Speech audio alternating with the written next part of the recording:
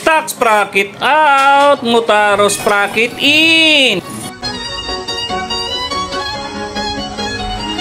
Pang part 3 na nga ito guys ng ating pangharabas concept. At ito all stock pa naman ito yung sprocket niya. Kaya pansin ko talaga medyo mahina talaga sa arangkada. Ang bagal, tapos yung dulo niya patay talaga yung persa. Sobrang bagal, sobrang hina talaga. Kaya naman today papalitan natin siya ng 1448. Dahil ang stock nito guys is 1446. So medyo mahina, kaya ito bibigyan natin ng arangkada. Yung medyo may persa talaga at makakasabay talaga sa arangkadahan.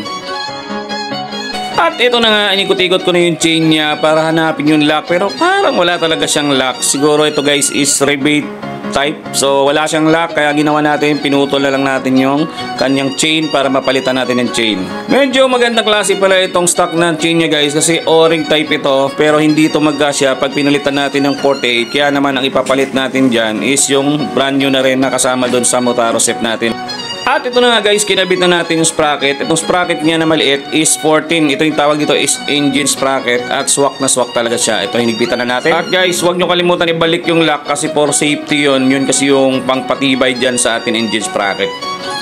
At next natin babaklasin yung gulong niya sa likod para mapalitan natin ng sprocket. Dahil 46 yun, hindi natin mapapalitan ng kakabit dyan. Kailangan talagang baklasin. So ito na nga guys, babaklasin na natin para mapalitan natin ng size 48.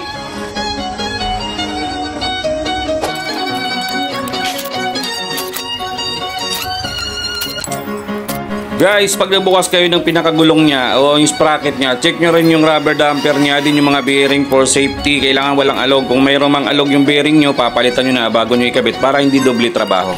48. So, tingnan natin babasa. Yun.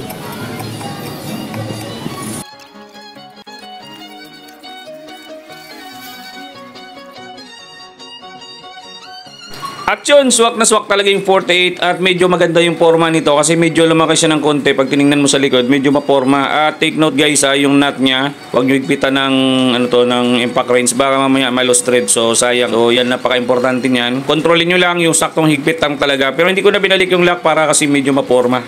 At dahil tapos na natin ikabit yung sprocket, ibalik na natin yung gulong. Huwag nyo kalimutan lagyan ng grasa or langis yung kanyang ihe para hindi kalawangin kasi medyo nagkaka-rusting yan pagka matuyo na yung pinaka-ihe niya. So, supportan nyo ng grasa at saka langis yan para mas maganda.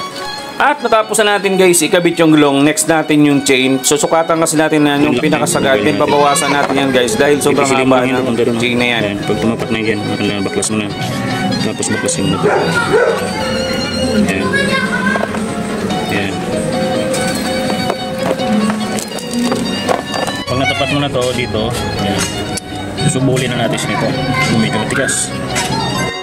At ito na nga guys, nilagay na natin yung chain din. Medyo sobra siya, kaya naman nagbawas na tayo dito. Kailangan may pangputol ka ng chain. Mura lang naman yan guys, sa 100 lang naman yata yan. Kung meron kang ganito, mahilig ka mag DIY, bumili ka ng ganyan. Yung pangputol sa chain, meron yan sa Shopee.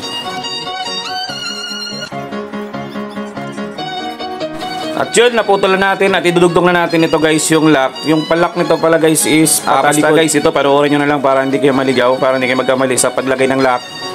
Dapat yung pinakabukas is nandun papuntang engine para kasi pag umikot yan, safety yan. At yun, tapos na ang ating palis sprocket. Ito na ang final result. Yun, ito na guys, sobrang linis at medyo maporma na siya kasi malaki na yung sprocket niya. So, papalitan din natin yan ng chain cover. Tatanggalin na siguro natin para medyo maporma na talaga siya. So, road test natin. Let's go!